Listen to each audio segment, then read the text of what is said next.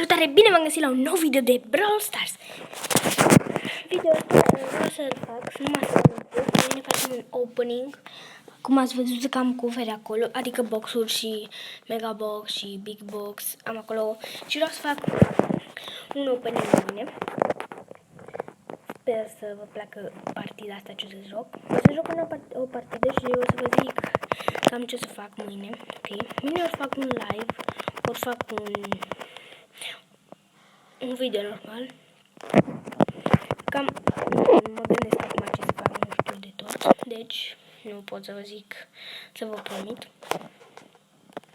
Ok, deci primul lucru ce o să fac mâine, o să fac un opening.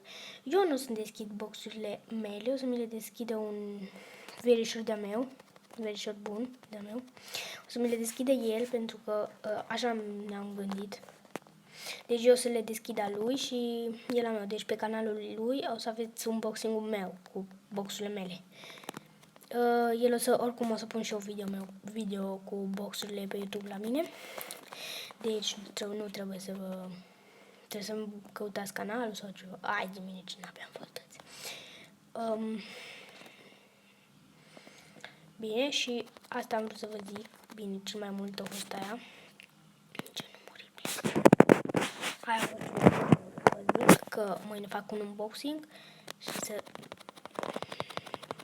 să please, hai, dați pe video pe unboxing, că vreau să vă placă. Poate pică Leon.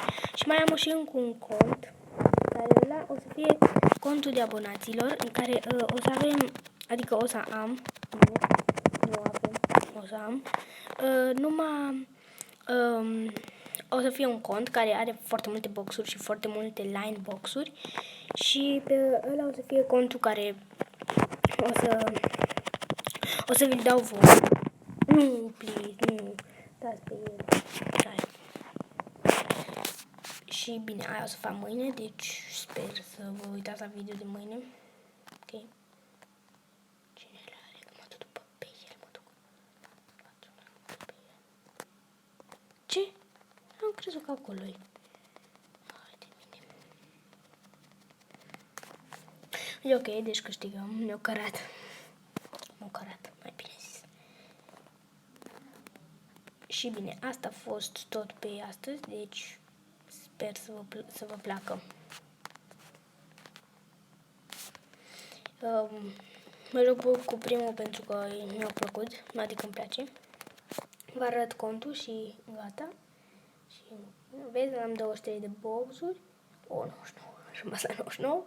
Ok, hai să vă arăt contul. Contul e destul de puțin acum pentru că astăzi o să facem foarte mult pe el, deci o să stăm destul de mult pe el. Și mâine că nu îl dăm fix când apare el, deci vezi, am mergea. E până la bull, dar o să facem până la Brock și avem pe primul numai pe ăștia 3, că mi-a picat și nașpa. Bine, și asta a fost pe astăzi. Sper să vă placă video și abonați-vă și dați like și sperăm să ne vedem în următorul video. La revedere!